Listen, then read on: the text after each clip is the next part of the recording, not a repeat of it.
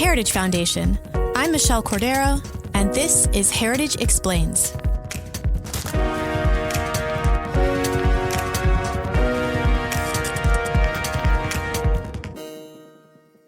This week, about 2 million people flooded the streets of Hong Kong to protest a bill that would allow for the arrest and transfer of Hong Kong residents and foreign visitors to mainland China with very little safeguards. To give you a better idea of how huge this protest was, that's about 1 in every 4 citizens of Hong Kong marching in the hot subtropical weather. The time-lapse video footage is incredible. It's just a sea of people that never ends. Young people and old people holding signs and walking in protest. Unfortunately, there was some violence in what was a mostly peaceful protest. Police were accused of using excessive force, and a man even fell to his death while trying to hang a sign.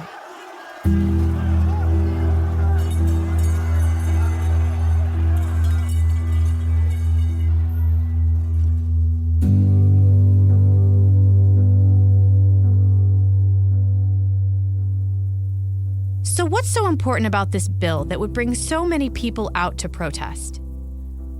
Well, the fear is that citizens of Hong Kong, or foreigners, including Americans and Taiwanese, could be extradited to China merely for political reasons, something that China is notorious for. That's a big, scary problem for business people, journalists, and political dissidents. It could also be a huge problem for Hong Kong and mainland China's economy. Did you know that Hong Kong is actually the freest economy in the world?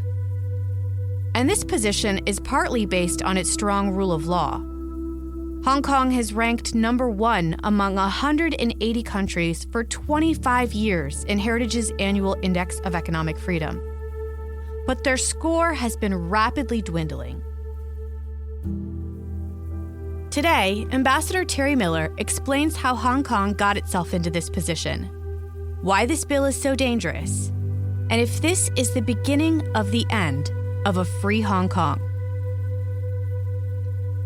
Ambassador Miller is the director of Heritage's Center for International Trade and Economics and our Mark A. Cullicatronis Fellow in Economic Freedom. So, Ambassador, how did we get here? Where did this whole story and this extradition bill begin? Well, this started with a very technical issue, a desire on the part of the government to be able to extradite a criminal to Taiwan, of all places. But there was no real justification given by the government for why they needed to change the law now. Suddenly, after 20 years of this transition period that Hong Kong is in with the mainland Chinese government, suddenly we had a new extradition bill that would not only allow the extradition of an individual to Taiwan, but also to mainland China. And that put at risk an awful lot of other people, democracy advocates in China, businessmen who might want to travel to Hong Kong. So it was a ham-handed move by the government.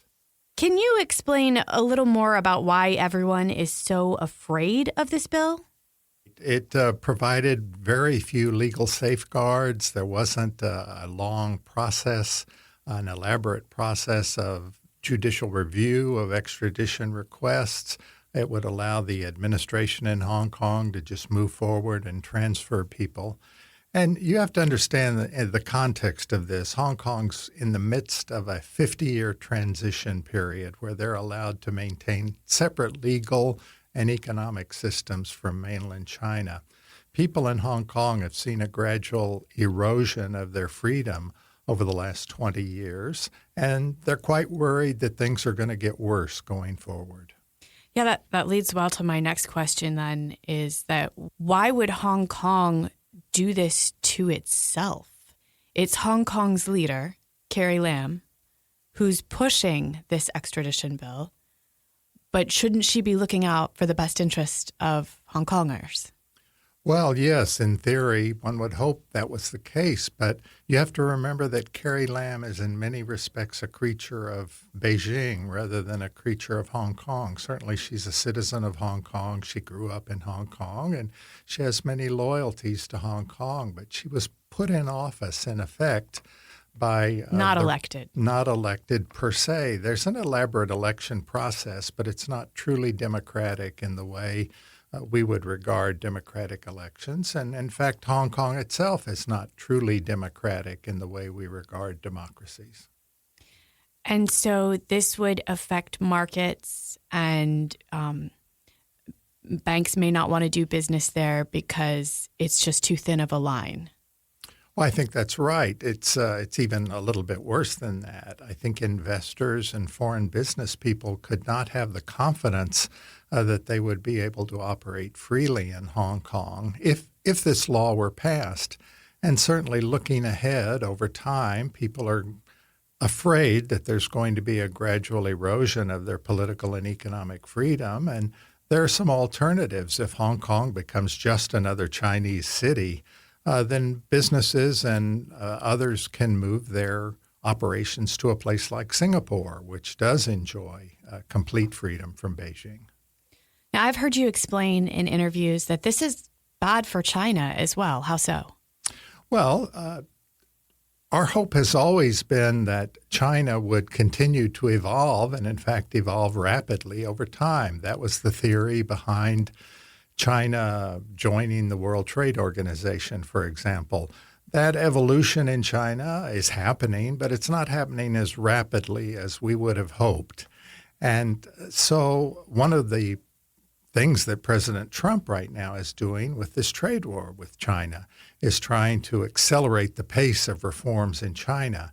And we're asking China to reconsider things like its state support for business, its state ownership of businesses, its restrictions on investment capital, its control of the financial system. All those things would increase China's prosperity, increase its rate of growth, and help accelerate its transition into a truly modern economy. So, yes, anything that we and Hong Kong can do to accelerate change in China, I think is a positive. So Carrie Lam, the top official in Hong Kong, actually said that she plans to suspend this bill, but the protests are continuing. Can you explain why people are still so upset?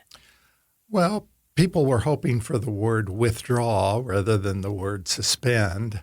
And I think people were hoping for something of a bigger victory than they got. What they got was really more in the nature of a stay of execution, I think, than a true victory for democracy. You can't really have a democracy operating with mobs in the street, even as well-intentioned or as peaceful as these were. You need institutions that reflect that. And people have seen their institutions decay in Hong Kong over the past 20 years. And what they want is some guarantee or assurance that that decay will not continue in the future.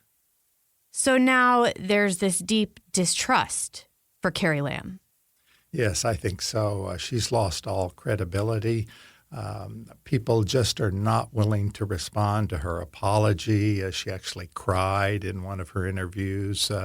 And I think she probably is genuinely surprised and distressed at the reaction that there has been to this law. But she needs to do a better job in the future of understanding, reading the mood of the people of Hong Kong and making sure that she's standing up for them. So this pressure that's coming from Beijing, you've said this has been mounting. Do you think this is just the beginning of a fall for Hong Kong? Do you think that they'll let up? Do you think the protests can push Beijing at bay? What do you think is going to happen? I think in the long run, Hong Kong is going to become a Chinese city, and we'll see what kind of China there is at that time. We're talking about 30 years in the future, and a lot can happen in 30 years, both in Hong Kong and China. But it's clear that the integration of Hong Kong into China is going to continue. And the people in Hong Kong are fighting to preserve the freedoms that they have. And it'll be very interesting to see how successful they are in that struggle. Thank you so much, Ambassador. Thank you. That's it for this episode of Heritage Explains. You can find Ambassador Miller's recent op-ed on this issue in our show notes, as well as a link to Heritage's Index of Economic Freedom. I also included a link to some of the video footage of the protest. It's really something you should see. If you liked this podcast and you have a request on a topic you'd like to hear more about, please shoot us an email at managingeditor@heritage.org. We love hearing from you, and we do take your suggestions. We'll see you next week with another explainer. Heritage Explains is produced by Michelle Cordero and Tim Desher, with editing by Thalia Rampersad.